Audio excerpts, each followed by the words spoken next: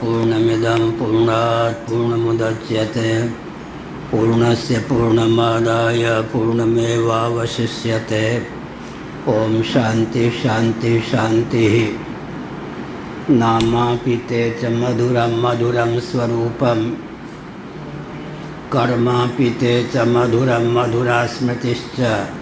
बुद्धिं प्रबोधय प्रभो मधुबोधशक्तिं विद्यां प्रयच्छ परमां परिभावयामि। कोमलं कूजयन् वेणुं श्यामलोऽयं कुमारकः वेदवेद्यं परं ब्रह्म भासतां हृदये मम। कूजन्तं राम रामेति मधुरं मधुराक्षरम् आरुह्य कविता शाखां वन्दे वाल्मीकिकोकिलम्। निगमकल्पतरोर्गलितं फलं शुकमुखादमृतद्रवसंयुतं पिबत भागवतं रसमालयं। मुहुरहो रसिका भुवि भावुकाः तृणादपि सुनीचेन तरोरपि सहिष्णुना। अमानिना मानदेन कीर्तनीय सदा हरिः। नारायणाखिलगुरो भगवन्नमस्ते शिवाय नमः शिवलिंगाय नमः। तन्मे मनः शिवसंकल्पमस्तु सर्वे भवन्तु सुखिनः। नारायण। बृहदारण्यक उपनिषद 1-3 आनंद गिरि टीका पृष्ठ 79।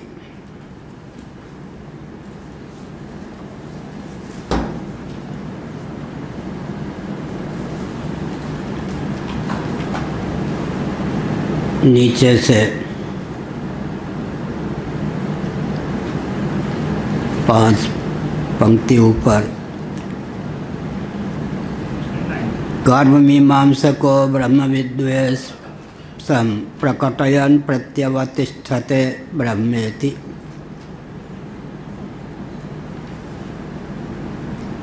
जो कर्म मीमांसक हैं, जिनको हम पूर्व मीमांसक कहते हैं, वे ब्रह्म के प्रति स्वाभाविक मनोविद्वेष रखते हैं। विद्वेष का यहाँ अभिप्राय है कि किसी का अस्तित्व स्वीकार करके उसके प्रति विद्वेष नहीं, बल्कि अस्तित्व ही स्वीकार नहीं करते हैं। ब्रह्म का अस्तित्व पूर्व मीमांसक स्वीकार नहीं करते और सृष्टि की उत्पत्ति भी नहीं मानते हैं। न कदाचित अनिदृशम जगत, ऐसा नहीं था कि कभी जगत ऐसा नहीं था। खंड प्रलय मानते हैं, महाप्रलय नहीं मानते। कदाचित वे महाप्रलय मान लेंगे तो अनिच्छन्नपि ईश्वर का अस्तित्व उन्हें मानना ही पड़ेगा। इसलिए खंड प्रलय मानते हैं, महाप्रलय वे नहीं मानते। कर्म के द्वारा ही सद्गति स्वीकार करते हैं। वेदों का तात्पर्य धर्म या कर्म में प्रतिष्ठित है। धर्म या कर्म वैदिक समधिगम्य है। ब्रह्मार्पण ये सब की बात इसलिए नहीं बनती कि ब्रह्म का अस्तित्व ही वे स्वीकार नहीं करते।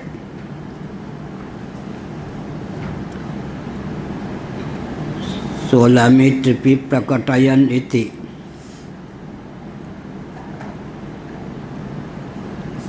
प्रकटयन् प्रत्यवतिष्ठते ब्रह्मेति कहकर भाष्यकार भगवान ने इस तथ्य को ख्यापित किया। केवला तद्दृष्टिरेव न अमनि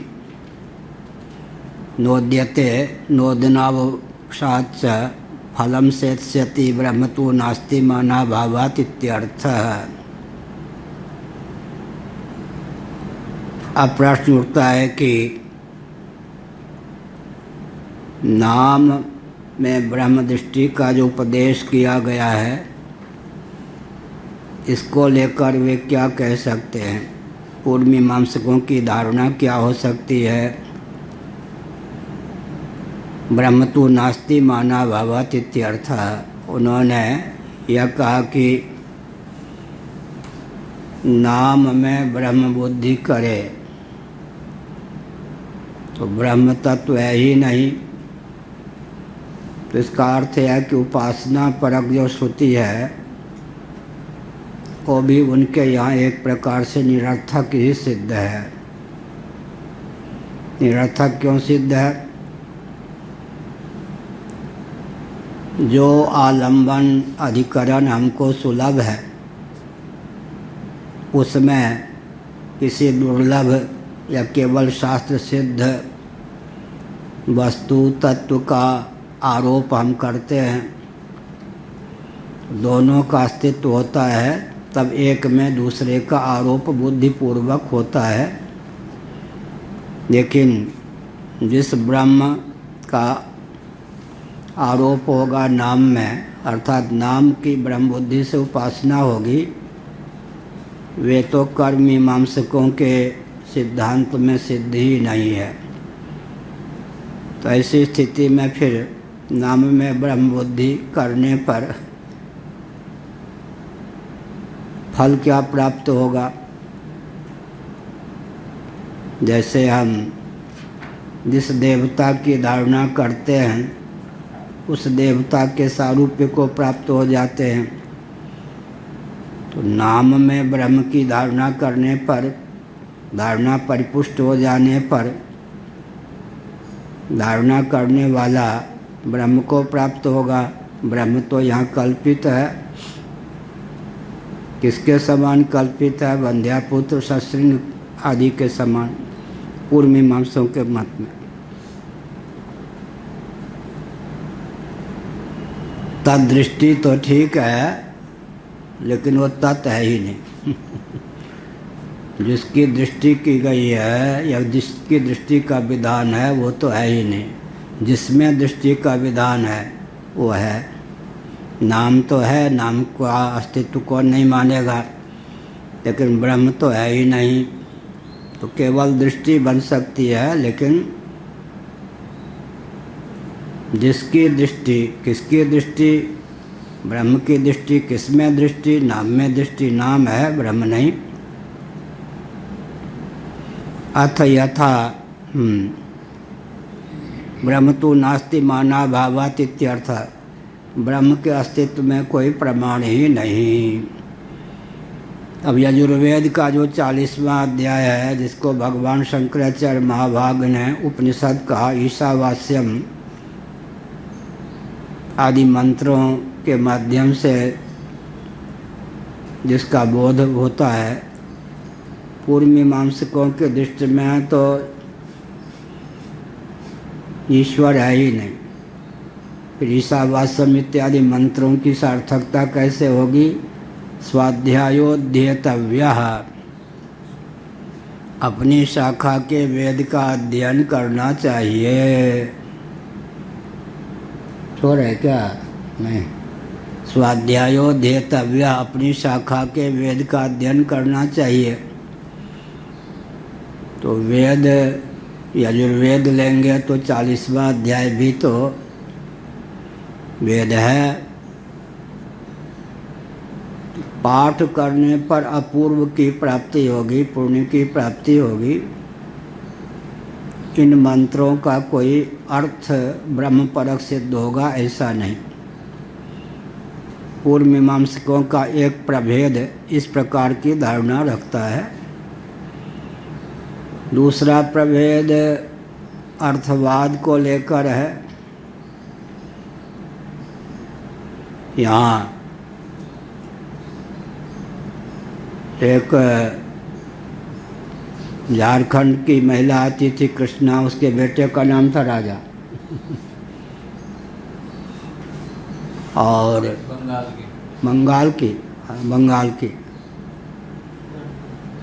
और एक यहाँ पंडित रहते थे तेजापाल शर्मा, उनकी बेटी का नाम रानी। न रानी रानी न राजा राजा। नाम से रानी, वास्तव में तो रानी नहीं थी, और नाम से राजा। कि एक के बेटे का नाम राजा, एक की बेटी का नाम रानी, न राजा राजा न रानी रानी नाम के। ऐसे ही इसका मतलब क्या हुआ? माना भावात। दूसरे मीमांसक यह है कि सिद्ध वस्तु का जो प्रतिपादन है वह साध्य यज्ञादि में प्रयुक्त होने वाले हवनीय द्रव्य की स्तुति में विनियुक्त है। जो भी सिद्ध पदार्थ होता है उस साध्य का साधक बन जाता है। कस्मै देवाय हविषा विधेवा। तो यहाँ पर देवता और द्रव्य दोनों का संवेद स्वरूप याग बताया गया। तो मानो ब्रह्म से आकाश की उत्पत्ति, तस्माद् वायु तस्माद् आत्मना आकाश संभूतः। आकाश से वायु की, वायु से तेज की, तेज से जल की, जल से पृथ्वी की, पृथ्वी से ही हवनीय द्रव्य की हमको प्राप्ति होती है।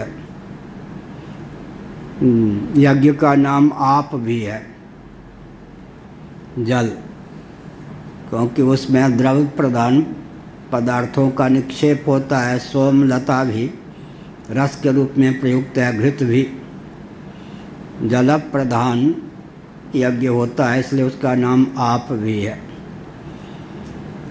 इसका अर्थ क्या है?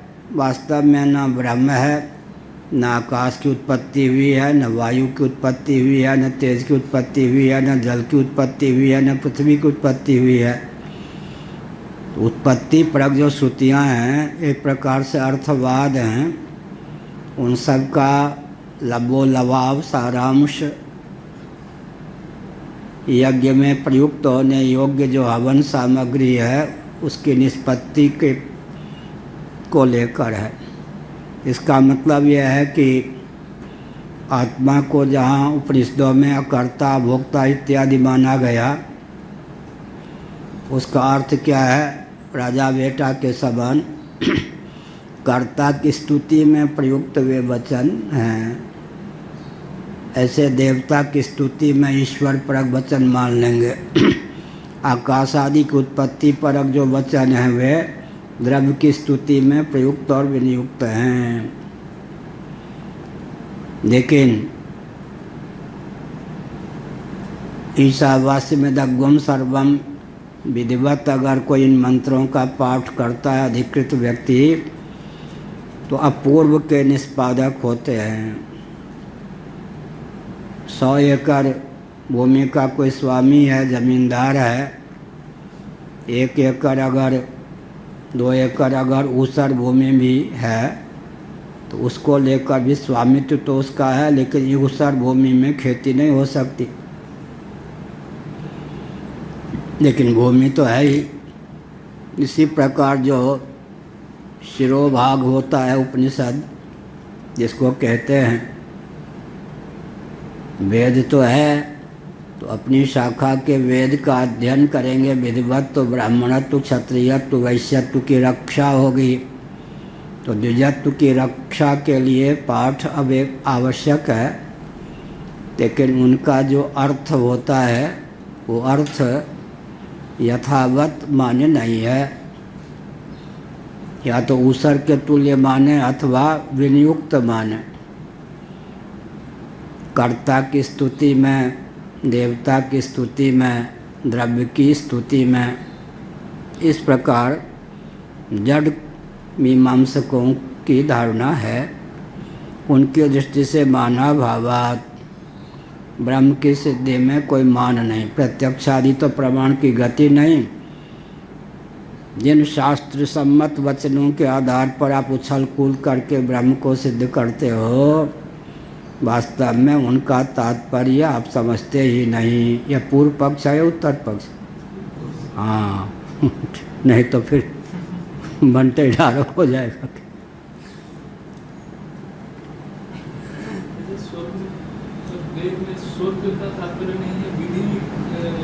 विधि करता वो तात्पर्य है क्या? स्वर्ग को प्रतिपादन करने यन्न दुखेन संभिन्नम न च ग्रस्तमनंतरम अभिलाषोपनीतम। स्वर्ग की उनकी अपनी परिभाषा है। लोक विशेष देवता से मंडित स्वर्ग नहीं मानते।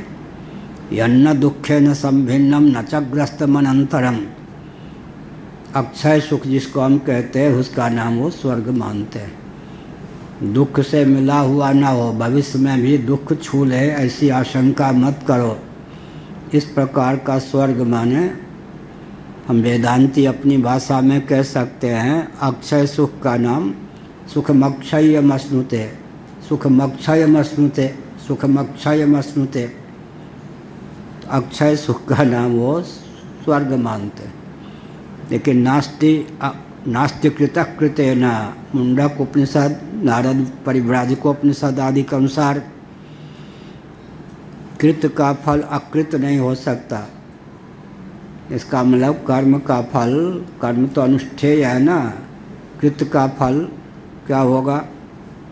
अनित्य ही होगा, नित्य नहीं होगा। परंतु अपनी धारणा के अनुसार स्वर्ग का अर्थ करते हैं क्या? अक्षय सुख। यन्न दुखेन संभिन्नम न च ग्रस्तमनंतरम अभिलाषोपनीतंच। बस मांग ही बारिधि देहि जल रामचंद्र के राज। इच्छा हुई नहीं कि सुख उमड़ पड़ा, घुमड़ पड़ा। यह कर्म के द्वारा इतनी जीवन में दिव्यता अपूर्वता की प्राप्ति होती है कि व्यक्ति सुख को अजस्र रूप से अभिव्यक्त करने में समर्थ होता है। यह पूर्व मीमांसकों का पक्ष है। अथ यथा देवानां प्रतिमादिषु उपास्यमानानां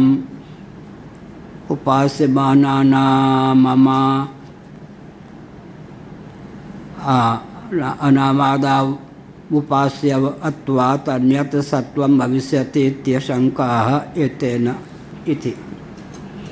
भाष्यकार भगवान ने एतेन कहा।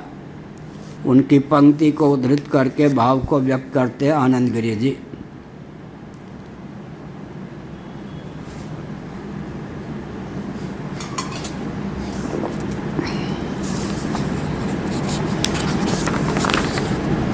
एतेन 80 पृष्ठ पर है, आनंद गिरि 79 पृष्ठ पर है। एतेन जो है भाष्य की पहली पंक्ति में अंतिम शब्द है एतेन प्रतिमा ब्राह्मणादिषु विष्णुआदि देव पितरादि दृष्टि नाम तुल्यता। यह तुल्यता का अर्थ है तथा च विष्णुआदि नाम अपि अन्यत्र सत्वम नास्ति। यह भी जब ब्रह्म को ही नहीं टिकने दिया तो विष्णु आदि को, पितर आदि को कैसे टिकने देंगे? क्या क्या हुआ अर्थ? पूर्व मीमांसकों के मत में ब्रह्म की सिद्धि ही संभव नहीं, ब्रह्म की सिद्धि में कोई प्रमाण नहीं। तो फिर मूलधन को ही नष्ट कर दिया तो विष्णु को कैसे मानेंगे? भगवान विष्णु कोई देवता हैं? ऐसे देवता जो सर्व देवताओं के मूल हैं, नियामक हैं। फिर पितर भी होते हैं, पितृ। श्राद्ध में ब्राह्मणों को भोजन कराते हैं। मंडन मिश्र तो कराते थे तभी शंकराचार्य पहुंच गए कुतो मुंडी। तो ब्राह्मण को जो भोजन कराते हैं तो लोकांतर में पितर होंगे उससे उनको तृप्ति मिलेगी। पूर्वजन्म पुनर्जन्म तो मानता ही है मीमांसक, लेकिन कोई सगुण साकार देवता से युक्त लोक विशेष नहीं मानते। देवता को मानेंगे तो परम देव विष्णु आदि को भी मानना पड़ेगा। उनको मान लेंगे तो उनका मौलिक स्वरूप ब्रह्म को भी मानना पड़ेगा। ये सब आज समाधि अब कहने लगे कि विद्वान ब्राह्मण का नाम ही देवता है। तो हमने कहा ठीक है, बबूल का नाम ही कल्पवृक्ष है या बट का नाम ही कल्पवृक्ष है। फिर तो अब यहीं घटाना है सब। तो विद्वान ब्राह्मण का नाम हो गया देवता, तो बट का नाम हो गया कल्पवृक्ष। कल्पना ही करनी है मर्त्यलोक में ही, तो फिर क्या कर लो। हाँ, गोदुग्ध का नाम अमृत हो गया, ठीक है ये यह कहा। तो नामादो ब्रह्म कहाँ चल रहा, किस पेज पर था? 79। हाँ ठीक है। केवला अथ यथा देवानां प्रतिमादिषु उपास्यमानानां अन्यत्र सत्वं यथा च न अन्यत्र सत्वं तथा च यथा च बस हो गया। प्रतिमा इत्यादि में देवताओं की ही उपासना का विधान किया गया। जैसे ब्रह्म सिद्ध नहीं है, वैसे ही भगवान विष्णु आदि भी काल्पनिक हैं, सिद्ध नहीं हैं। फिर बात यह है कि देवता भी कोई सगुण साकार विग्रह युक्त ठीक नहीं है। फिर ब्राह्मणों को जो भोजन कराते हैं किससे तृप्त होंगे, तो लोक विशेष में पितर रहते हैं। ये सब मान्यता भी वास्तव में उचित नहीं है।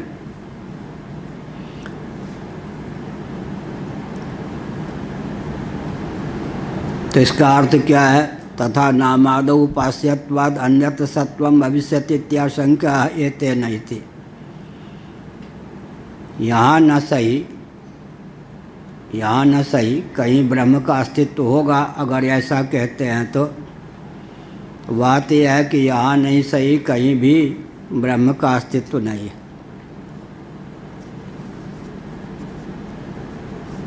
अथ यथा देवानां प्रतिमादिषु उपास्यमानानां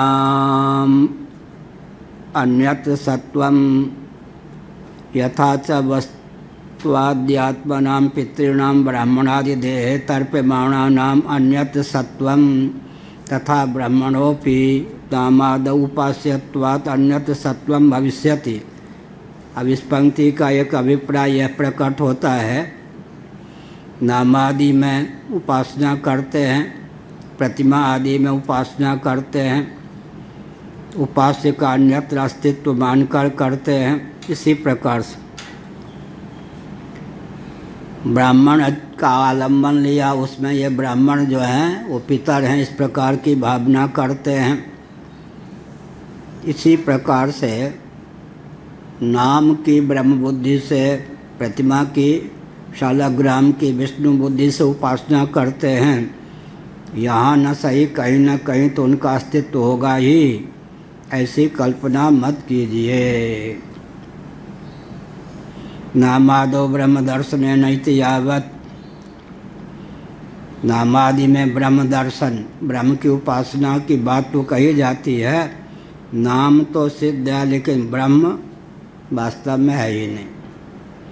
दृष्टांता सिद्धिर न क्वापि ब्रह्मास्ति भावः, क्योंकि इसमें कोई दृष्टांत ही प्राप्त नहीं है, इसलिए कहीं भी कतई भी ब्रह्म का अस्तित्व है ही नहीं। सत्य ज्ञानादि लक्षणम ब्रह्म नास्तित्युक्तम, सत्यम ब्रह्म ज्ञानम ब्रह्मानंदम ब्रह्मानंदो ब्रह्म सत्यम ज्ञान अनंतम ब्रह्म। ये सब पंक्तियाँ फिर तुम्हारी दृष्टि में क्या हैं? फालतू हैं बिल्कुल, बस पाठ आदि के लिए मान लो, क्या देवता की स्तुति में प्रयुक्त मान लो। वास्तव में सदैव सौम्यदम इत्यादि श्रुति है इत्यादि न इति, इस प्रकार न, ऐसा बात नहीं, रहने दो, ऐसा पाठ के लिए है। स्तुति परक है, ये भी कह सकते हैं। भले ही ब्रह्म के प्रतिपादक क्या हैं, ये वचन मानते हो आप, लेकिन वास्तव में ब्रह्म है ही नहीं।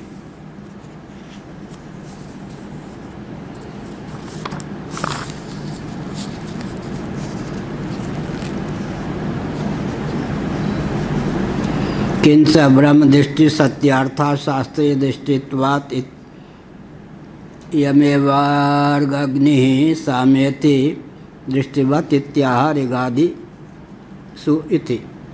सत्यार्था 7वीं टिप्पणी, सत्य विषयी का। अब क्या कहते हैं?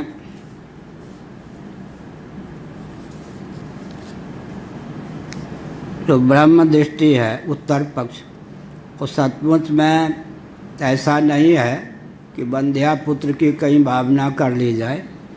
ब्रह्म तत्व है, सत्यम ज्ञान अनंतम ब्रह्म आदि के द्वारा जिसका प्रतिपादन किया गया है, वो जो के त्यों है ही, और कहीं सातवें आसमान में नहीं। आत्मा का, जीवात्मा का जो तात्विक स्वरूप है वही ब्रह्म है। तो कहा कुछ सिद्ध तत्व है ब्रह्म। ब्रह्म क्या है? सिद्ध तत्व है। इस पर कहा सिद्ध तत्व के प्रतिपादक वेद होते ही नहीं। ऐसा मानकर कहा भाव्य, अनुष्ठेय, साध्य, भाव्य को जो यज्ञादि हैं उन्हीं के विधायक वेद होते हैं, सिद्ध के प्रतिपादक नहीं होते। इस दृष्टि से कहा किंच ब्रह्म दृष्टि सत्यार्था शास्त्रीय दृष्टित्वात्। भाई जैसे धर्म का प्रतिपादन वेदों ने किया, वैसे ब्रह्म का प्रतिपादन भी वेदों ने किया। तो आधा तीतर आधा बटेर की कहावत क्यों चरितार्थ करते हो? धर्म का प्रतिपादन वेदों ने किया तो उसमें तुमने प्रमाण मान लिया धर्म हो अनुष्ठेय है, इसलिए तो सिद्ध जो ब्रह्म है उसका प्रतिपादन किया है, तो वहाँ आग्रह क्यों करते हो कि वेद सिद्धार्थ के प्रतिपादक नहीं हो सकते? उदाहरण दिया कि मेरु पर्वत है, मेरु है, रंग चतुष्टय, वर्ण चतुष्टय, संवेत मेरु है, ऐसा अगर कोई कहे तो इसमें आपत्ति क्या है? 4 प्रकार के रंग पहले मैंने कहा ही था, या कहा तो मेरु का जब प्रतिपादन किया जाता है तो उसके स्वरूप है या नहीं? मेरु पर्वत है या नहीं? सुमेरु पर्वत है, नील पीत श्वेत ये सब रंग भी उसमें है ही। तो मेरु प्रतिपादक जो वचन है, जैसे लोक में मेरु प्रतिपादक कोई वचन हो तो मेरु का अस्तित्व तो माना जाता है ना। ठीक इसी प्रकार से समझना चाहिए कि शुक्ल कृष्ण लोहित मिश्र ये 4 प्रकार के रंग होते हैं। वर्ण चतुष्टय संवेद संपन्न कौन है? मेरु पर्वत है। ऐसे ही ब्रह्म तत्व का प्रतिपादन वेद कर सकते हैं। जैसे लोक में सिद्ध पदार्थ का प्रतिपादक वचन बन सकता है, वैसे ही समझना चाहिए। कितने पेज पे चल रहा था? 80। तो लोक में जिस प्रकार वाक्य विन्यास की विधा है, वैसे ही वेद में भी वाक्य विन्यास की विधा हो सकती है। वाक्य तो दोनों ही हैं, एक अलौकिक अर्थ के प्रतिपादक हो जाएंगे, एक लौकिक अर्थ के, एक लौकिक अर्थ के प्रतिपादक हैं, दूसरे अलौकिक अर्थ के। तो वर्ण चतुष्टयोपेत 4 वर्णों से युक्त कौन? मेरु पर्वत जब कहेंगे तो मेरु का अस्तित्व है या नहीं? इस वाक्य के द्वारा वर्ण चतुष्टयोपेत मेरु है, सुमेरु है, तो सुमेरु का हमको ज्ञान होगा। ऐसे सत्यम ज्ञान अनंतम ब्रह्म, इस प्रकार के वाक्य का श्रवण करके इसका अर्थ कोई जानेगा तो उसे होगा कि सत्य ज्ञान अनंत ब्रह्म है। तो सत्यम ज्ञान अनंतम ब्रह्म से सिद्ध वस्तु का ज्ञान क्यों नहीं हो सकता? वर्ण चतुष्टयोपेत मेरु का वचन कोई लौकिक वाक्य हो तो मेरु का ज्ञान होता ही है, ऐसे ही हो ही सकता है ये अभिप्राय। उसमें कहा शास्त्रीय दृष्टित्वात् यमेवार्गग्नि, यमेव, यह जो पृथ्वी है, यह ऋक है, अब यहाँ पर ऐसा दृष्टांत दिया शंकराचार्य जी ने कि पूर्व पक्ष उसको मानने के लिए बाध्य हो जाए। सातवें आसमान की गाथा नहीं, ऋग्वेद को मानते हो या नहीं, पूर्व मीमांसकों से कहा जाएगा तो ऋग्वेद को तो मानते हैं, जब वैदिक हैं तो ऋग यजु साम अथर्व 4 प्रकार के वेद को मानते हैं। ऋक् स्वर मित अमित स्वर 3, मित अमित स्वर। ऋक् माने मित छंदोबद्ध, यजु माने अमित छंदोबद्ध नहीं है, और साम गान स्वर। 3 शब्दों में भगवान शंकराचार्य ने ऋक् यजु शब्द, ऋक् यजु साम का वर्णन कर दिया। बहुत बढ़िया शब्द है, मित अमित स्वर। कौन 3 शब्द वे भारद्वाज जी? मित अमित स्वर। मित माने ऋक्, अमित माने यजु, स्वर माने साम। मित माने पोयम होता है ना, वर्ष, छंद, छंदोबद्ध, अनादि आन पूर्वी घटित छंदोबद्ध शब्द राशि का नाम ऋक् है। गद्य भाग जो है वो यजु है, जो गान किया जाता है उसका नाम साम है। तीनों का संवेद स्वरूप जो है वही अथर्व है।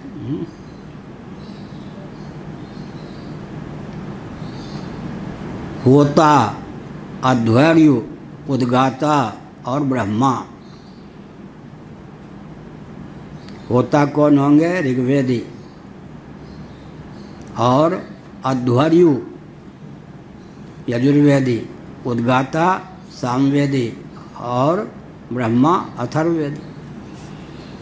यह जो पृथ्वी है यह ऋक् है। अब ऋक् में पृथ्वी की धारणा करेंगे मान लो, तो ऋग्वेद है तो पृथ्वी नहीं है क्या? यजुर्वेद जो है वो अग्नि है, ये जो कहा, हाँ अग्नि। सामवेद जो है अग्नि के तुल्य है, ये जब कहेंगे तब क्या होगा? इसका मतलब क्या होगा कि अग्नि का अस्तित्व भी है और सामवेद भी है, ऋग्वेद का अस्तित्व भी है और पृथ्वी भी है। तो जैसे दोनों ही दृष्ट पदार्थ हैं, अब तुम थोड़े कहोगे जिसका आलम्बन लिया, जिसको अधिकरण चुना उसको तो हम मानते हैं, अब जिसका आरोप हुआ उसको नहीं मानते क्या? ब्रह्म मानो, तुम्हारी दृष्टि से वो जल है, लेकिन यहाँ पर पृथ्वी तो है और ऋग्वेद भी है और फिर अग्नि भी है तो यजुर्वेद भी है। अब कल्पना करें व्यत्यास करके, पृथ्वी ऋक् है, फिर कह दें कि अग्नि जो है साम है, या फिर यूँ कहें पृथ्वी हमारे सामने है, पृथ्वी को ऋक् मान लो और अग्नि को साम मान लो। तो इसका मतलब जो आलम्बन हमको सुलभ है उसमें जो हमारे लिए कुछ दुर्लभ है, जिसकी धारणा हमारे लिए कठिन है, सीधे जिसका चिंतन करना कठिन है, तो सुलभ में दुर्लभ शरीर का जो पदार्थ है उसका आरोप कर देते हैं, इसी का नाम उपासना। लेकिन दोनों का अस्तित्व होता है, जिसका आरोप करते हैं, जिसमें आरोप करते हैं वो भी। ऋगादि में पृथ्वी आदि दृष्टि ठीक है, ऋक् भी है पृथ्वी भी है। इसी प्रकार से क्या है, साम भी है तो अग्नि भी है। वैसे उत्पत्ति की दृष्टि से ऋग्वेद की उत्पत्ति किससे हुई है? अग्निमीडे पुरोहितम, पहला मंत्र अग्नि से। यह जो मठ है ऋग्वेद से संबद्ध है। ऋग्वेद की अभिव्यक्ति किससे हुई? अग्नि से। यजुर्वेद की वायु से, और सामवेद की आदित्य से, अथर्ववेद की चंद्रमा से। प्रणवोपनिषद आदि के अनुसार बोल रहा हूँ। तो इसका इस मठ में ऋग्वेद का अध्ययन अध्यापन होना चाहिए, और हाँ अग्नि की आराधना होनी चाहिए। कोई आया 15-20 साल पहले मठ में ये होना चाहिए, ये होना चाहिए, ये होना चाहिए। मैंने कहा जितना आप कहोगे उसे 25 गुना में बताऊंगा ये होना चाहिए। किस परिस्थिति से क्या कहाँ तक आए हैं, आगे क्या क्या होना चाहिए हम लोगों को सब पता है। सुझाव देने वालों की कमी नहीं है, सुझाव मानने वाले भी हम लोग हैं, लेकिन क्या धीरे धीरे जो परिस्थिति होगी, हम लोगों की स्थिति क्या है, समृद्ध वर्ग और शासन तंत्र दोनों जो दिशाहीन हो, विशेषण लगा दे, दिशाहीन समृद्ध वर्ग, दिशाहीन शासन तंत्र की दास्ता ना स्वीकार करके फिर प्रकल्प चलाना। मान लो चारों वेदों का पाठ हो, अध्ययन अध्यापन हो, मठ की मर्यादा तो रक्षा हो जाएगी, लेकिन हम सरकार और सेठ के गुलाम हो गए तो उसका विनियोग कहाँ हुआ। इसीलिए अपने आदर्श की रक्षा करते कभी कभी एक प्रकल्प चलाने के लिए सिद्धांत की हानि हो गई तो क्या, यहाँ कहीं कहा जाता आज इनकी ओर से भंडारा है, कोई यजमान चताया जाता है क्या? साल में 5 भी यजमान होंगे जिनकी ओर से भंडारा चल रहा है, ये है, ऐसा कुछ नहीं है यहाँ। जो भगवान देते हैं वो पाओ, भगवान को भोग लगता है। आज इनकी ओर से भंडारा, कल उनकी ओर, कुछ है यहाँ पर? 60 दिन के होते श्रावण भाद्रव, 60 यजमान तो होंगे और जगह, यहाँ ये सब कुछ नहीं है। बिल्कुल दंड फंद नहीं, न किसी से कोई मांगने वाला न कुछ, सीधे भगवान के समाश्रित होके मठ चलता है। तो क्या हुआ, तो अब पूर्व पक्ष जो है शिकंजे में आ गया। मान लो विष्णु का दर्शन नहीं किया तुमने, ब्रह्म का तुम्हें कुछ पता ही नहीं, तो विष्णु के प्रतिपादक जो वचन हैं, ब्रह्म के प्रतिपादक जो वचन हैं, उनको लेकर तुम कह दोगे कि सिद्ध पदार्थ के प्रतिपादक वेद वचन नहीं होते, अनुष्ठेय पदार्थ के प्रतिपादक ही वेद वचन होते हैं। लेकिन अब पृथ्वी को लेकर वेद वचन है या नहीं, अग्नि को लेकर वेद वचन है या नहीं, ऋग को तुम मानते हो या नहीं, साम को तुम मानते हो या नहीं। अब दोनों ही जब दृष्ट पदार्थ हैं, तब एक में दूसरे का आधान भावना के द्वारा करते हैं, इसका कैसे खंडन करोगे बच्चू? अलीगढ़ क्षेत्र की भाषा है बच्चू। इसका खंडन कैसे करोगे? वो तो कहोगे सातवें आसमान के किसने देखा विष्णु, कोई कहेगा किसने देखा पितर, कोई कहेगा किसने देखा कौन ब्रह्म, किसने देखा। तो अगर अंधा नहीं है तो पृथ्वी तो मानना ही पड़ेगा, पृथ्वी का अस्तित्व मानना पड़ेगा। तो ऋग को मानते हो, पृथ्वी को भी मानते हो, ऐसे शाम को मानते हो तो अग्नि को भी। तो यहाँ दोनों ही प्रत्यक्ष हैं। फिर एक सुगम में कुछ दुर्गम सरीखा जो तत्व है उसका आधान करते हैं, उसकी भावना करते हैं। ऐसा मातृदेवो भव में तुम कहोगे, कल बताया था। अब यहाँ भी तो फिर आपत्ति होगी, क्या पहले मातृदेव ही नहीं सिद्ध होगा तो फिर मातृ ही सिद्ध नहीं होगा तो देव कैसे सिद्ध होगा? क्या दो शास्त्रीय दृष्टि हो गई ना? क्या बहुत बढ़िया है। मातृदेवो भव, कहाँ? तैत्तिरीय उपनिषद। मातृदेवो भव, तो प्रत्यक्ष के द्वारा तो स्त्री दिखाई पड़ेगी, स्त्री का शरीर दिखाई पड़ेगा। अब मातृबुद्धि भी तो आपको शास्त्र के अनुसार ही करनी पड़ेगी। फिर क्या होगा? देवो भव, देव की बुद्धि के लिए भी शास्त्र चाहिए, मातृबुद्धि के लिए भी शास्त्र चाहिए। प्रत्यक्ष से तो केवल स्त्री शरीर का ही दर्शन होगा। स्त्री शरीर में क्या शास्त्र दृष्टि से मातृबुद्धि पहले प्रस्थापित करेंगे। अब मातृबुद्धि जब सुदृढ़ हो जाएगी तब क्या होगा? उसमें फिर देव बुद्धि परमात्मा बुद्धि करेंगे। जब मातृबुद्धि सुदृढ़ नहीं होगी तो देव बुद्धि कहाँ सुदृढ़ होगी? तो दो में आस्था रखनी पड़ी यानी शास्त्र को लेकर।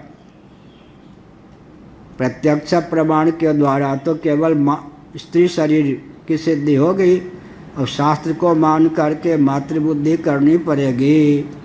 शास्त्र को प्रमाण मान के उसमें फिर देव की बुद्धि करनी पड़ेगी। मातृबुद्धि सुस्थिर हो जाने पर फिर मातृदेवो भव, उसमें देव की बुद्धि करनी पड़ेगी। देव माने परमात्मा।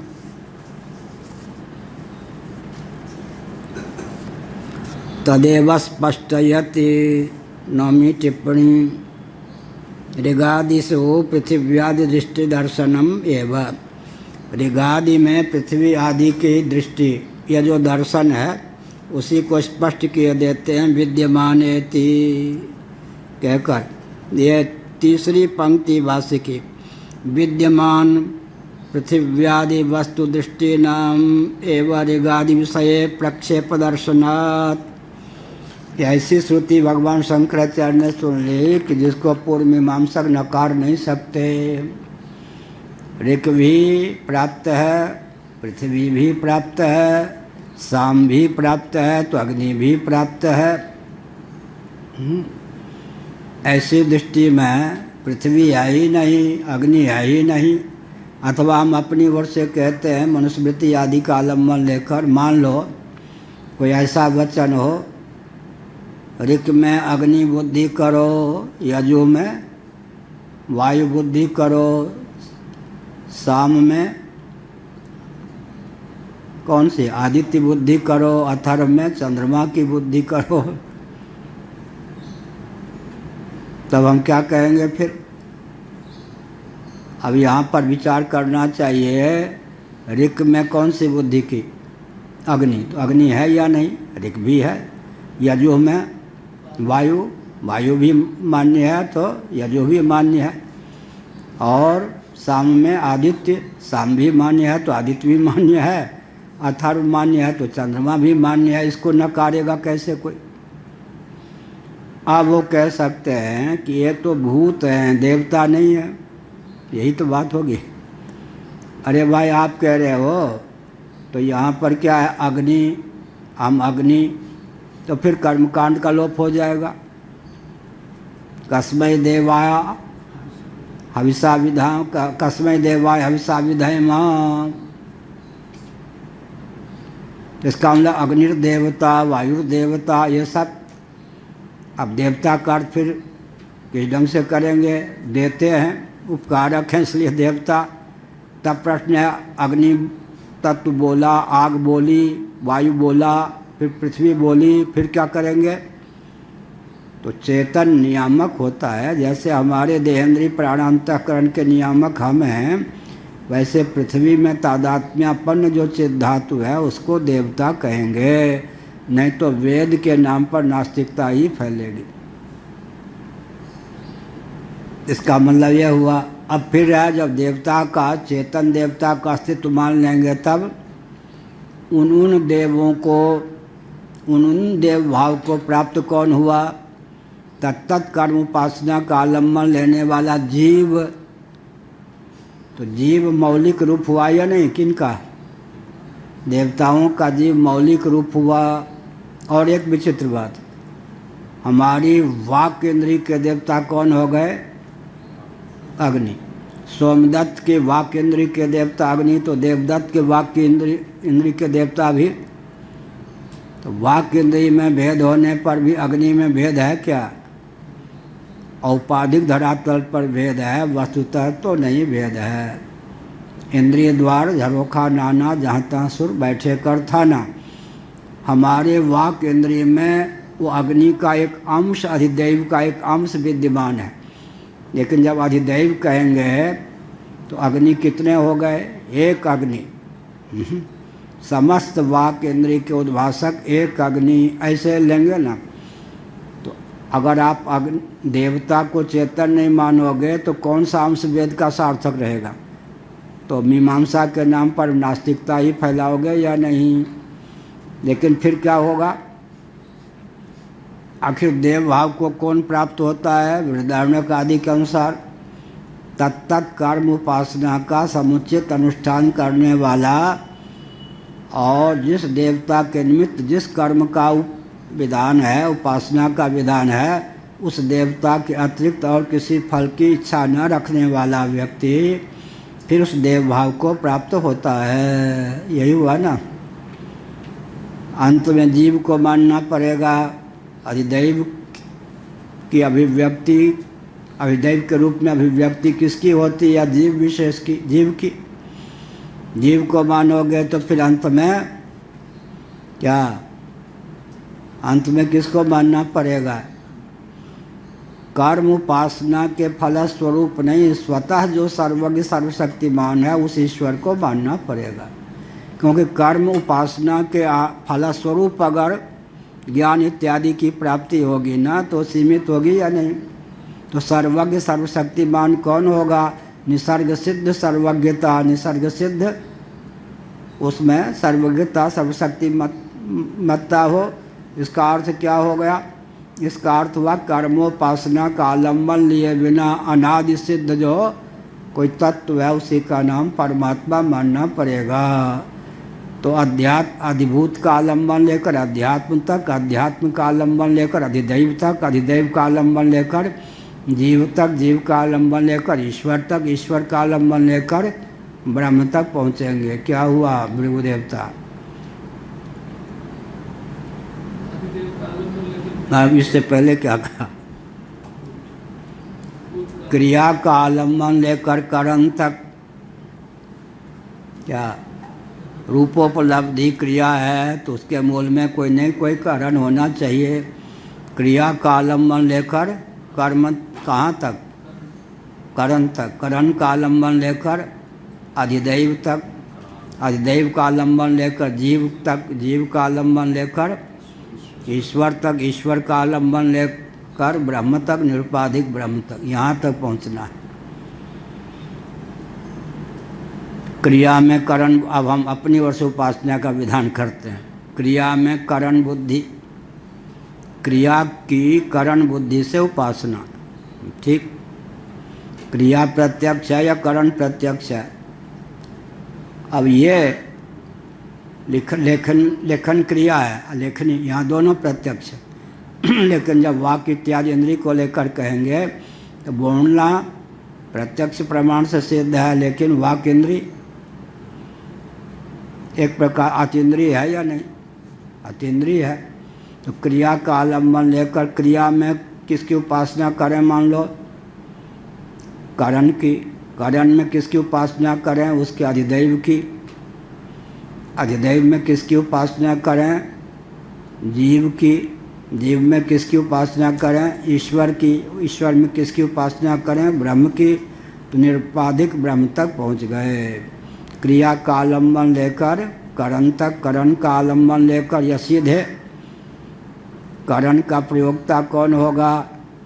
दो प्रयोक्ता होंगे, जीवाधिष्ठित अधिदैव या केवल जीव, बीच में द्वार। जीवाधिष्ठित अधिदैव एक एक करण के उद्दीपक होंगे। जीवाधिष्ठित अधिदैव, ये सब बात चलेगी। तो बहुत बढ़िया हुआ ना। वेद क्या करते हैं?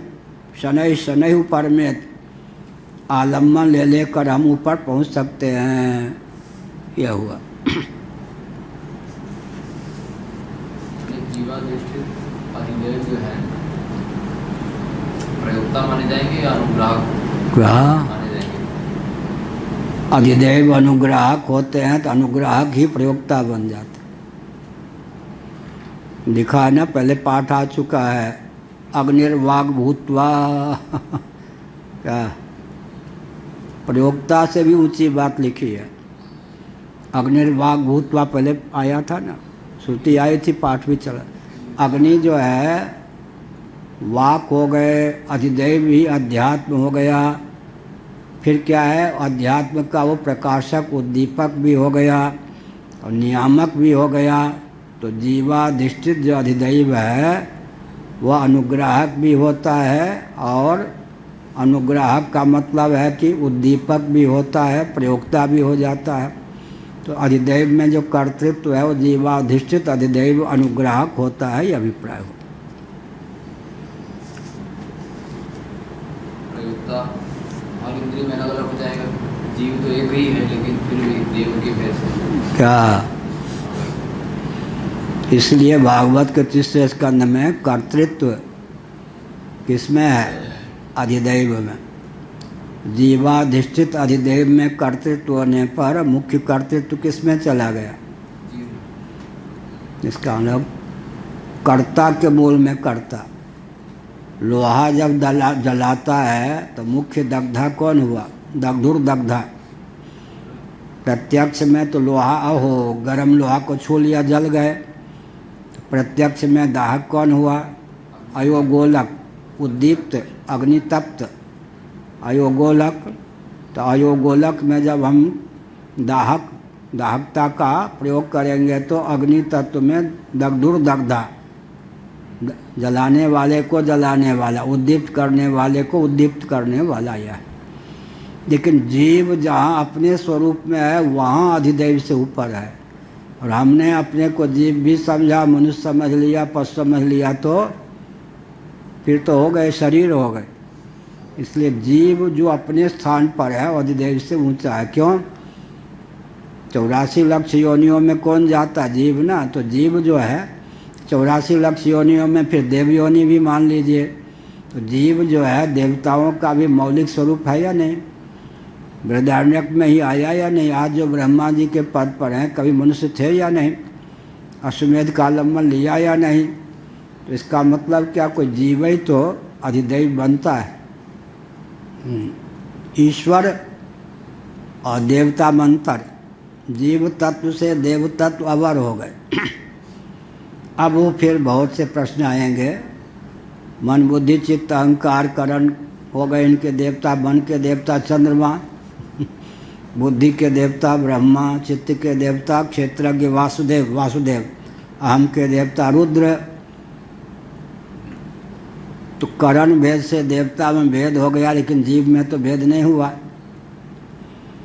तो समष्टि जीव पर जाना पड़ेगा, समष्टि देवता पर भी।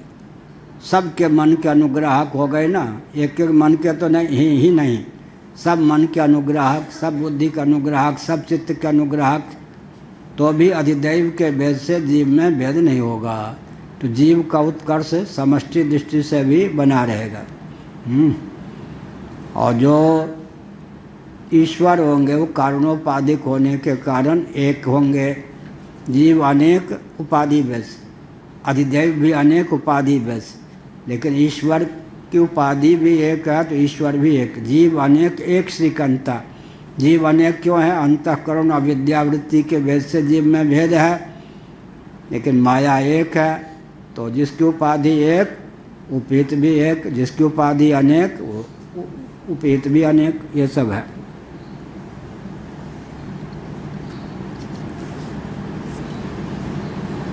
ताभिर्दृष्टि भी सामान्यम दृष्टित्वम तस्मादिति यावत। यह है उन दृष्टियों के द्वारा विद्यमान है थी। पहले का जो विद्यमान है उसी विद्यमान पृथ्व्यादि वस्तु दृष्टि नाम एवं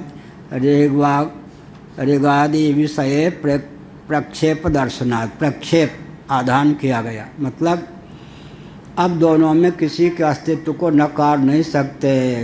ऋक है, पृथ्वी भी है। ऋक में पृथ्वी की बुद्धि की गई, यजु है, साम है, अथर्व है। मान लो साम है तो उसमें फिर अग्नि की दृष्टि की गई, अग्नि तत्व भी है, पृथ्वी तत्व भी है। ऐसे ही अब दोनों की विद्यमानता है। एक का अस्तित्व है, दूसरे की कल्पना मात्र की जाती है। दूसरे का अस्तित्व है ही नहीं, दूसरे की सत्ता है ही नहीं, यह नहीं कह सकते। ताभिर्दृष्टि भी सामान्यम दृष्टित्वम तस्मादिति यावत। इस प्रकार से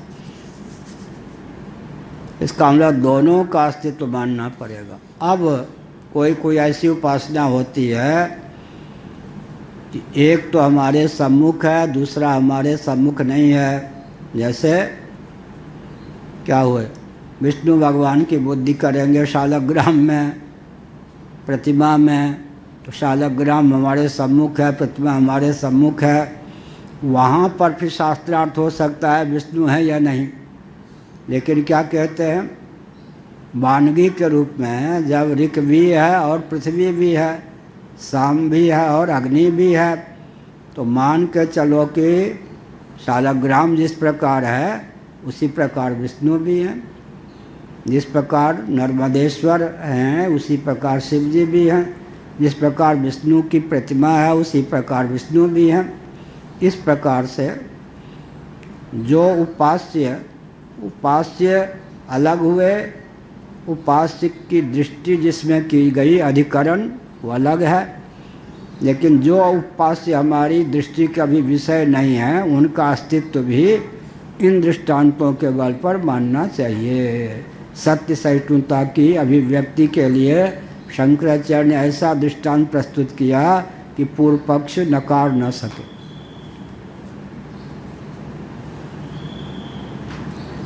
यत्तु दृष्टान्ता सिद्धि इति तत्र एतेन इति एतेन प्रतिमा ब्राह्मणादिषु विष्णुआदि देव पित्रादि दृष्टिनाम तुल्यता एक ही साधे सब सधे। दृष्टांता सिद्धि नहीं कह सकते क्या? एतेन माने जैसे ऋक् का अस्तित्व आप मानते हो, उसमें पृथ्वी दृष्टि की गई, आप नकार नहीं सकते कि ऋक् तो है पृथ्वी नहीं है। आप नकार नहीं सकते कि साम तो है अग्नि नहीं है।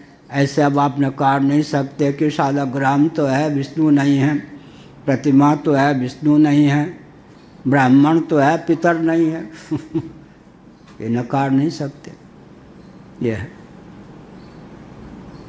तो अब हो गया सब तुल्यता, एक रूपता है, यानी सिद्धि हो गई सबकी।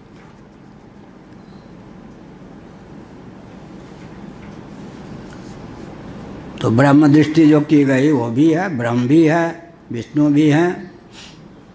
इसी प्रकार से पितरों का अस्तित्व भी हो गया। हम जिसका आलम्बन लेते हैं वो जो अगर प्रत्यक्ष है, प्रत्यक्ष ही है। तो जिसका जो बुद्धि करते हैं, जिसमें जो बुद्धि करते हैं, अधिकरण हमारे सामने प्रत्यक्ष है, तो उस अधिकरण में जो बुद्धि करते हैं उसका अस्तित्व भी है। जैसे कि पृथ्वी का अस्तित्व है, अग्नि का अस्तित्व है, वैसे ही विष्णु जी का भी अस्तित्व है, वैसे ब्रह्म का भी अस्तित्व है। ये अभिप्राय हुआ। ऐसे ब्राह्मण का आलम्बन लेते हैं, प्रजापति बुद्धि करते पिता में, ऐसे तो वो पितरों का भी अस्तित्व है, ये मान के चलना चाहिए। ब्रह्मदृष्टि सत्यार्थत्व वचने नेति यावत, इस प्रकार सत्यार्थ वचन है, कोई ठग यहाँ पर प्रपंच नहीं है, हाँ कोई झूठी कल्पना नहीं है। ब्रह्म दृष्टि शालग्राम में प्रतिमा में जो ब्रह्म बुद्धि है, विष्णु बुद्धि है, इसी प्रकार नाम में जो ब्रह्म बुद्धि है वो क्या है? वंचना नहीं है, सत्यार्थ दोनों। जिसमें जिसकी बुद्धि की गई, तो जिसमें की गई वो जब हमारे सामने प्रत्यक्ष है, तो जिसकी बुद्धि की गई वो भी शास्त्र सिद्ध होने के कारण काल्पनिक नहीं है, यह अभिप्राय। ब्रह्मास्तित्व हेत्वंतरमाह मुख्यापेक्षत्वादिति, बहुत बढ़िया कहा। दूसरे पैरा की दूसरी पंक्ति भाष्य मुख्यापेक्षत्वाच गौणत्वस्य, बहुत बढ़िया कहा। क्या? गौण को माने और मुख्य को ना माने। गौण जो होता है वो मुख्य सापेक्ष होगा या नहीं? गौण को माने और मुख्य को ना माने कैसे हो सकता?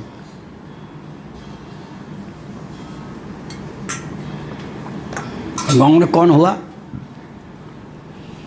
शालग्राम में विष्णु बुद्धि, शालग्राम गौण, विष्णु हो गए मुख्य। नाम में ब्रह्म बुद्धि, नाम हो गए गौण, और ब्रह्म हो गए मुख्य। ब्राह्मण में पितृबुद्धि, ब्राह्मण हो गए गौण, पितर हो गए मुख्य। ऐसे ही प्रतिमा में विष्णु बुद्धि, प्रतिमा क्या है? गौण, विष्णु हो गए मुख्य। बहुत बढ़िया कहा। मुख्यापेक्षत्वात् गौणत्वस्य, मुख्य की दर्भ मुष्टि, कुछ से बनी हुई मुष्टिका, उसमें क्या करेंगे? यजमान बुद्धि कर देंगे मान लो। तब क्या होगा? तो दर्भ मुष्टि है तो गौण है या नहीं?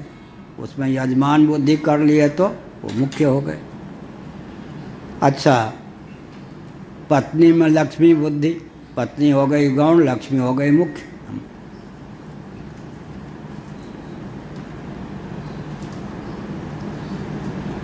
उक्तमेव विवृणोति पंचेति पंचाग्न्यादिषु च अग्नित्वादेर्गौणत्वान् मुख्याग्न्यादि सद्भाववत ये कहा। पंचाग्नि विद्या, इसमें भी गौण और मुख्य की बात करते हैं, यह अभिप्राय। पंचाग्नयः, पंचाग्नि कौन है? द्यू पर्जन्य पृथ्वी पुरुष योषित, ये पंचाग्नियाँ हैं। इसमें गौण कौन हो गए? द्यूलोक 1, पर्जन्य 2, पृथ्वी 3, पुरुष 4 और योषित माने महिला स्त्री 5।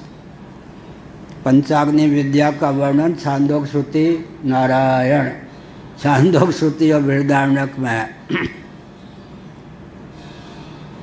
जिसको स्वर्ग की प्राप्ति हुई है, क्षीणे पुण्य मर्त्यलोकम विसंति, पुण्यक्षय हो गया, होने ही वाला है अब, तो वहाँ घोषणा होती है, ए मर्त्यलोक से देवदत्त नामक व्यक्ति जो स्वर्ग में आए हो,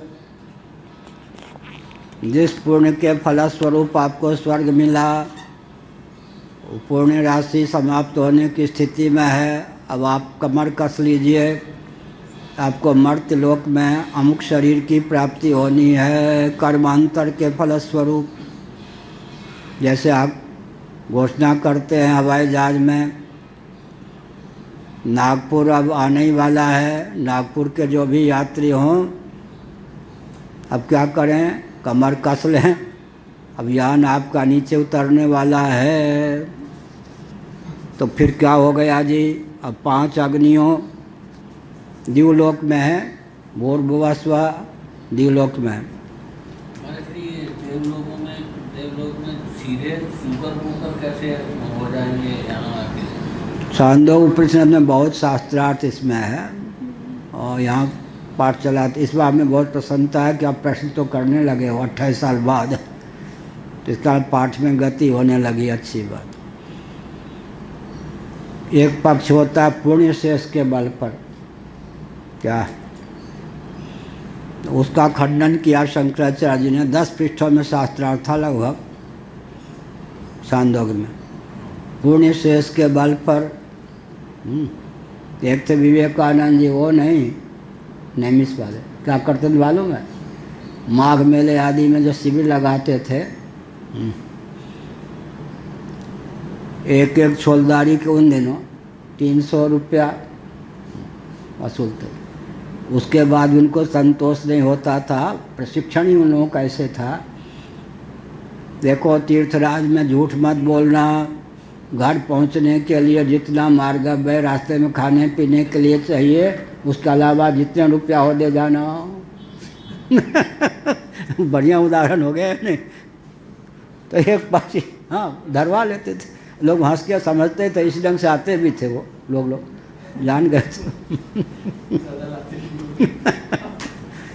तो क्या हुआ, ये हुआ पुण्य शेष, घर तक पहुंचने के लिए जितने रुपये चाहिए उसके अलावा जितना हो सब यहाँ रख जाओ भाई। एक है कि पुण्य शेष के बल पर फिर मर्त्यलोक में आते। दूसरा पक्ष है नहीं, जितनी पूंजी थी कर्म उपासना की उतनी पूंजी का फल वहाँ भोग लेंगे। अब दूसरा प्रारब्ध, क्या प्रारब्ध जो है नया प्रारब्ध फल देने के लिए उदित होगा।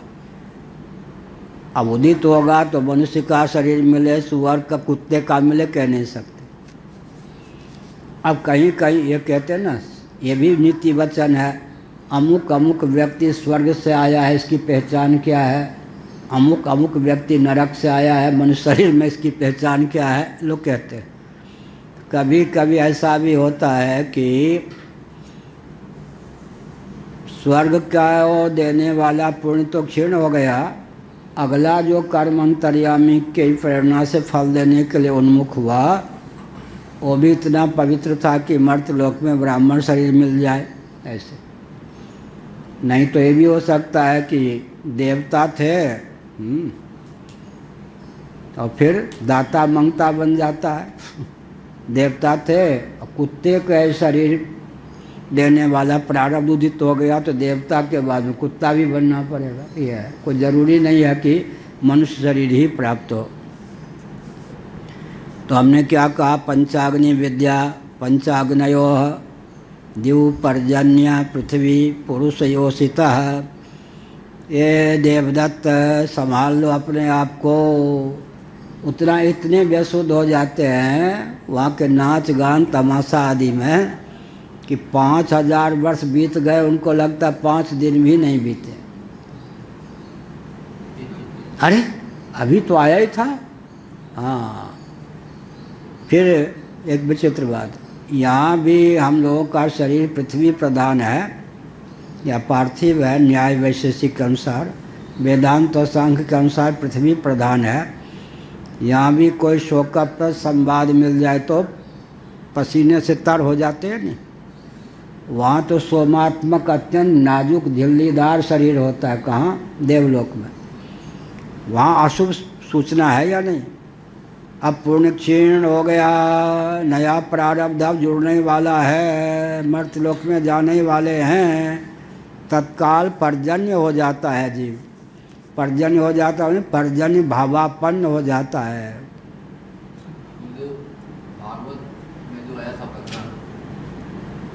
द्यू, वो द्यूलोक, हाँ द्यूलोक में, पर्जन्य बाद में होगा, द्यूलोक, द्यूलोक में है ना, तो द्यूलोक भावापन्न हो गए जीव। क्या है भागवत? दीदी जी बोल रही थी। हाँ क्या? परसों आया था, इंद्र के लिए कहा कि जो शरीर है इसकी 3 ही गति है, तो कृमि, निष्ठा और भस्म। तो वो इंद्र के लिए उन्होंने कहा, तो इंद्र का शरीर भी लौकिक न्याय से वो कहा ऐसा है। ये भी कहा झूठ मत बोलना, कहा या नहीं? तुम्हें पता हो 49 कहाँ से टपक पड़े, तू इनके साथ कैसे हो गया, अगर तुम्हें कुछ अता पता हो तो झूठ मत बोलना। ये भी लौकिक दृष्टि से, क्योंकि देवता झूठ नहीं बोलते।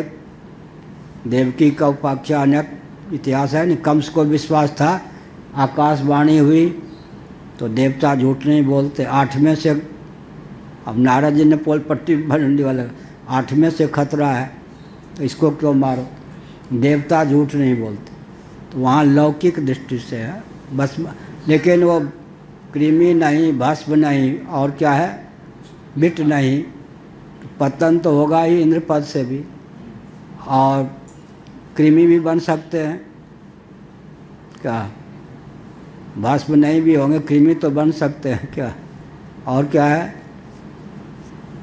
बिट नहीं, बिट भी कौन होगा?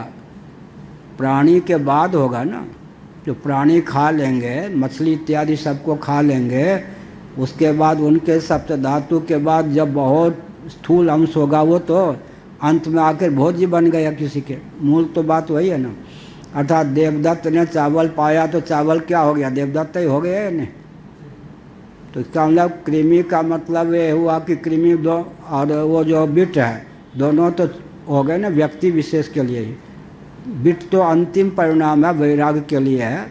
मछली ने, कछुए ने किसी के सबको खा लिया तो आखिर में वो सब क्या हो गया? पहले बिट थोड़े हुआ सब, इतना अंश जाके मल बनेगा, बाकी तो उसके शरीर में देहेंद्रीय प्राणांतकरण में पोषक बन गए या नहीं, प्राणीय तो हुए। तो द्यूलोक हो गया, मतलब उसका क्या है, स्वर्ग का शरीर लुप्त हो गया। अब द्यूलोक से भावापन्न हो गया वो जीव जो है, कचूमर निकाल देते हैं। अब जब कहते भाई दही बड़ा, नैमिष वाले कहते बड़ा बनना है, तो उड़द से पूछो कि बड़ा कैसे बनेगी। उड़द को बड़े बनाने तक कितनी घाटी पात करनी पड़ेगी।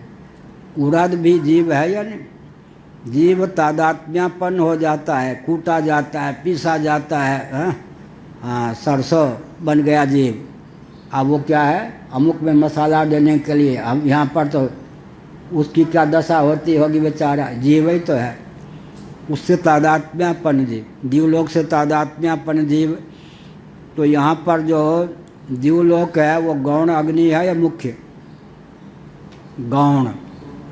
उसमें दीप शिखासन सम युवती तन, तुलसीदास जी ने वैराग संदीपनी में कहा युवती का शरीर जो है समझ लो दीप शिखा है, तो दीप शिखा तो मुख्य है, युवती का शरीर क्या हो गए? गौण। ऐसे ये कालिदास हैं, कालिदास सचमुच जो हुए वो मुख्य हो गए, ये हो गए गौण। ऐसे ये मुखचंद्र है, चंद्रमा मुख्य हो गए आकाश में और मुख गौण होया या नहीं हुआ? तो द्युलोक, अब द्युलोक में क्या हो गया? द्यु की अग्नि, वैराग के लिए का द्युलोक अग्नि, अग्नि में जलो। दूसरी आग कौन आ गई? पर्जन्य, बादल बन गया। उसके बाद वृष्टि, पर्जन्य का अर्थ दोनों ले लेंगे, बादल और वृष्टि। हाँ, और निद्रा भी पाठ में सोने वाले भी पर्जन्य हो गए सब उसके बाद तीसरी आग कौन है? पृथ्वी, पृथ्वी गौण अग्नि है। वो जीव जो है द्युलोक में, द्युलोक रूप भट्ठी में झोंका गया।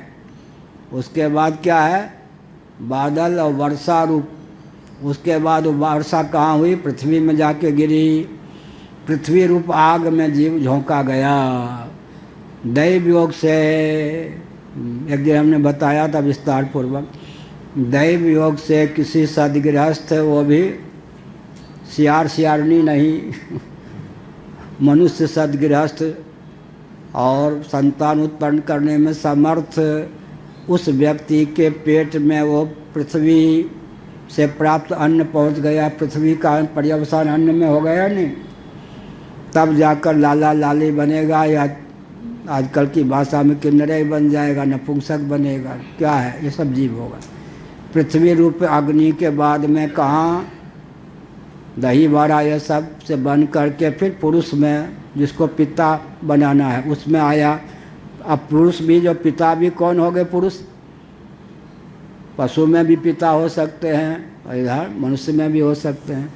फिर जो है जरायुज प्राणी की बात है, जीव पहले पिता के गर्भ में आता है, फिर माता के गर्भ में आता है।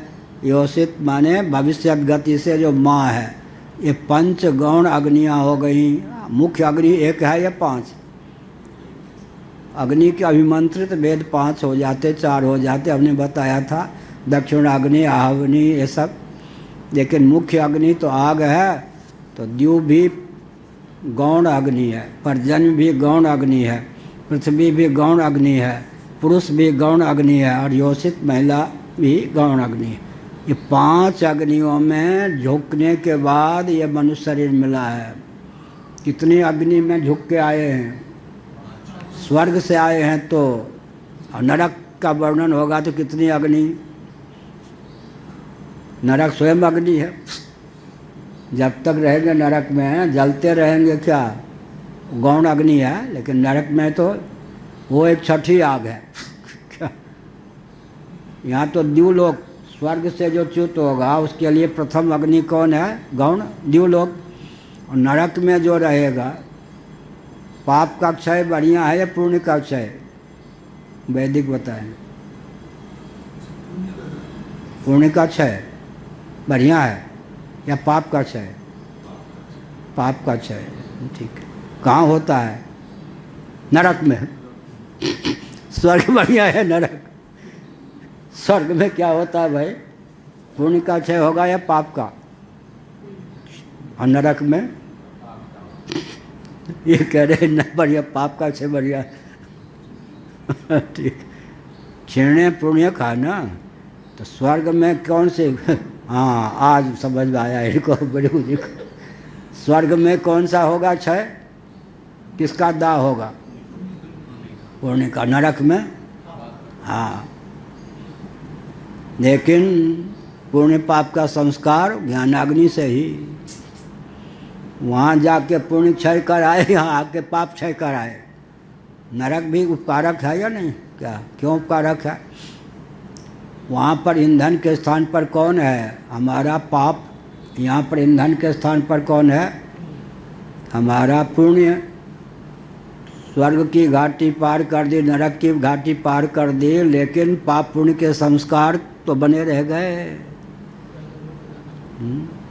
अब उसके आधार पर फिर पाप पुण्य हो जाएंगे, फिर स्वर्ग नरक मिलेगा।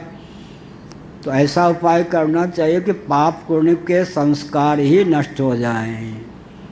हम करता हम भोक्ता बुद्धि रहेगी तो पाप पुण्य के संस्कार बने रहेंगे, न स्वर्ग जाना पड़े न नरक। फिर यही वैतर्जिता सर्ग है, ये ठीक है। जो दो अरे वाह, हाँ कैलाश आश्रम, हाँ जो स्वर्ग से आएंगे जो जीव मनुष्य लोक में, और नरक से जो मनुष्य लोक में जो जीव आएगा, दोनों में कुछ स्वभाव परिवर्तन संस्कार रहेगा या नहीं? अच्छा अच्छा, कह दिया ना। वो छठी आग है, नरक यानी अग्नि के बाद अग्नि। नरक में जब तक रहेंगे तो नरक भट्ठी के समान है या नहीं, वो स्वयं आग है। स्वर्ग को आग नहीं बताया, स्वर्ग भी आग बना सकते हैं, पुण्य का दाह होता है इसलिए, लेकिन ऐसा आराम आनंद की दृष्टि से प्रथम अग्नि द्युलोक। और यहाँ पर क्या है, नरक में है वो अग्नि, उसके बाद फिर क्या होगा, द्युलोक तो नहीं होंगे, नरक अधोगति है ना। तो अधोलोक जो है वो दूसरी अग्नि हो जाएगी। यहाँ 6 अग्नि पार करके, अब ये वो जो उत्तर मैंने पहले दे दिया, नरक को देने वाली जो पाप राशि है, पाप राशि उसका तो दाह हो गया नरक में रहने से। अब नया जो पुण्य जुड़ गया या पाप जुड़ गया, क्या जरूरी नहीं है कि पापे जुड़ जाए, जरूरी नहीं है कि पुण्य ही जुड़ जाए। क्या एक अमीर घर का व्यक्ति 5 साल जेल भोग आया, फिर अपने घर में आ गया या नहीं? क्या अपने घर में आ गया तो क्या अर्थ हुआ, नरक को देने वाले जो पाप थे वो तो क्षीण हो गए भोग भोगने से।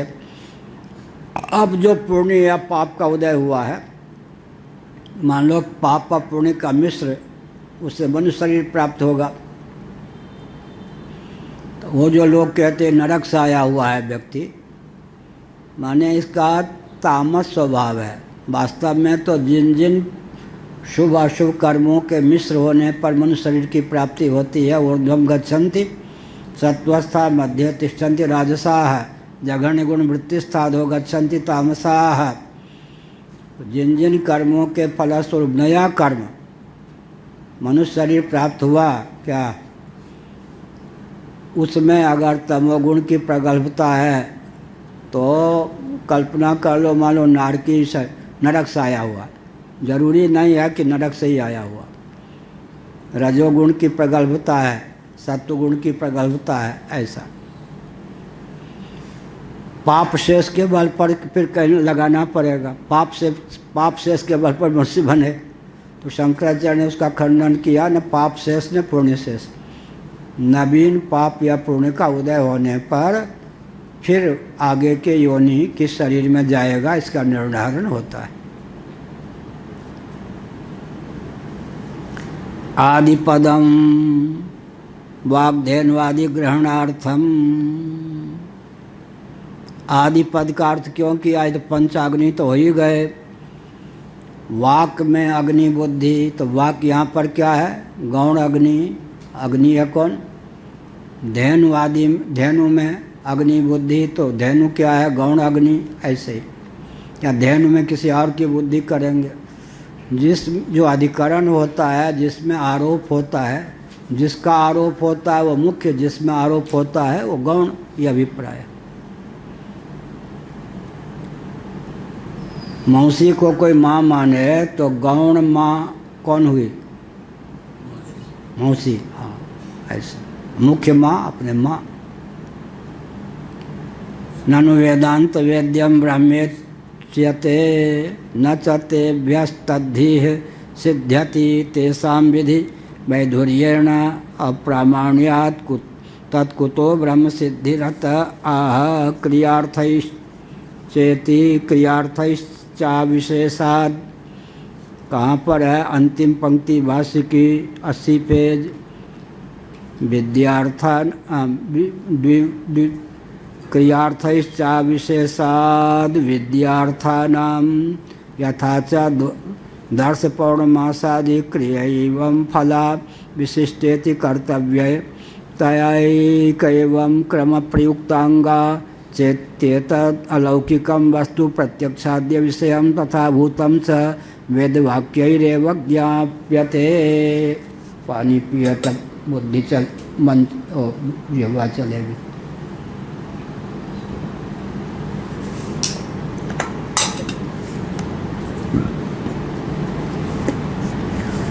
ननु वेदांत वेद्यम ब्रह्मेष्यते न च तेभ्यस्तद्धि सिद्ध्यति। तेषां 11वीं टिप्पणी सिद्धार्थबोधानां वेदांतानां। ननु वेदांत वेद्यम ब्रह्म इष्यते न च तेभ्यस्तद्धि सिद्ध्यति। तेषां विधिवैधुर्येण अप्रामाण्यात् तत्कुतो ब्रह्म सिद्धि अतः। अगर आपको वेदांत वेद्य ब्रह्म मान्य है तो फिर क्या होगा? उस प्रकार की बुद्धि की सिद्धि कैसे होगी ये बताइए। 11वीं टिप्पणी सिद्धार्थ बोधि नाम वेदांता नाम। सिद्धार्थ बोधक अगर वेदांत हैं ऐसा आप मानते हैं विधि वैधुर्येण, तो वस्तु स्थिति है कि फिर वो आ गया अपने पूर्व रंग ढंग पे। वेद जो होते हैं सिद्धार्थ के प्रतिपादक ही नहीं होते, अनुष्ठेय या साध्य के ही प्रतिपादक होते हैं। तो इसका मतलब हुआ कि बुद्धि कैसे बनेगी? तो काल्पनिक हो गया आपका ब्रह्म तत्व। यह हुआ क्रियार्थ कहते भले आदमी आधा तीतर आधा बटेर। ये तुमने कहाँ से अपने मनगढ़ंत सिद्धांत की स्थापना कर दी? जब धर्म ब्रह्म वेदैक समाधिगम्य है, ये किससे जाना? ये अपने मन से जाना क्या? स्वर्ग कामो यजेत दर्श पूर्णिमा सब ये सब का जो वर्णन है, धर्म का ज्ञान वेदों के द्वारा होता है, अनुमान आदि से तो नहीं जाना ना, धर्म के प्रतिपादक वचन से। तो यहाँ तुम्हारा जो आग्रह है कि साध्य कोटि साध्य जो यज्ञ आदि हैं उनका प्रतिपादक वेदादि वेद हो सकते हैं, सिद्ध के नहीं है, कहाँ से निकाल लिया? जब दोनों का ही प्रतिपादन वेदों में है तो एक को मान लिया वेदैक समाधिगम में, दूसरे को माना कि वेद कतई सिद्ध तत्व का प्रतिपादन नहीं करते। ये नहीं, यहाँ पर क्रिया परक ही वेद होते हैं, साध्य का विधान ही वेद करते हैं, सिद्ध का प्रतिपादन करते ही नहीं। ये तो कल्पना आपकी हुई ना, दोनों ही वेदिक समाधिगम्य है। क्या?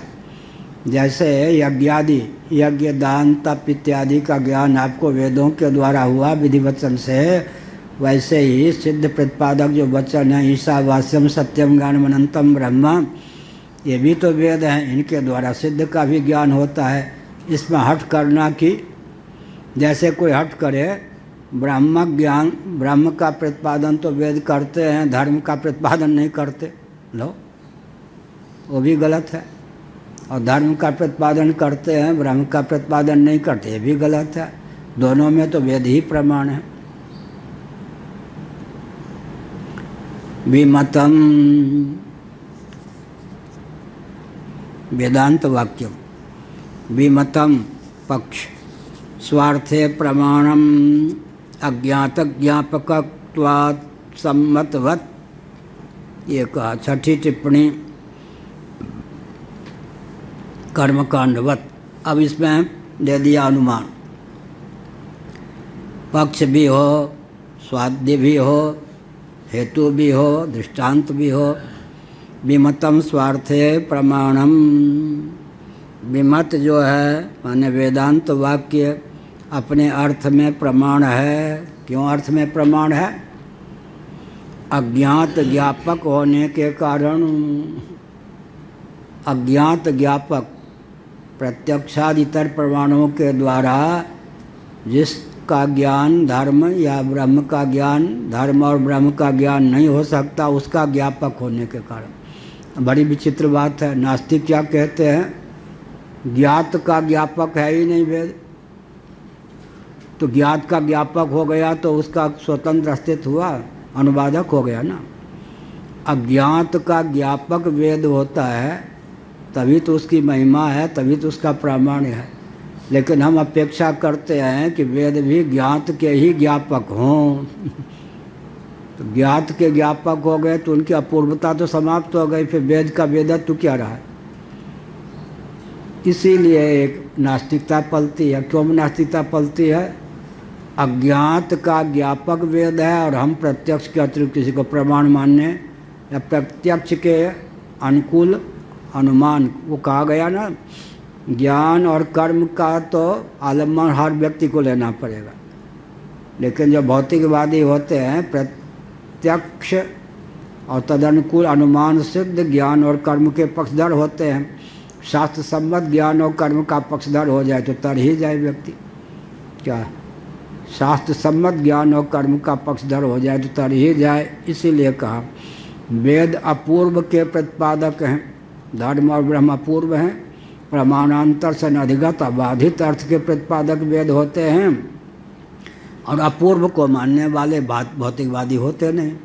इसलिए वो कहते हमारी किसी काम का वेद नहीं, उटपटांग कल्पना है, न धर्म है न ब्रह्म है। लो ये जो है आधा आस्तिक, धर्म तो अज्ञात ज्ञापक, धर्म के बारे में वेदों को अज्ञात ज्ञापक मान लेते हैं और ब्रह्म के बारे में अज्ञात ज्ञापक नहीं मानते, तो आधे आस्तिक हुए ना।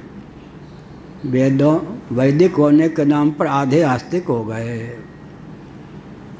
ओम पूर्णमदः पूर्णमिदं पूर्णात् पूर्णमुदच्यते पूर्णस्य पूर्णमादाय पूर्णमेवावशिष्यते।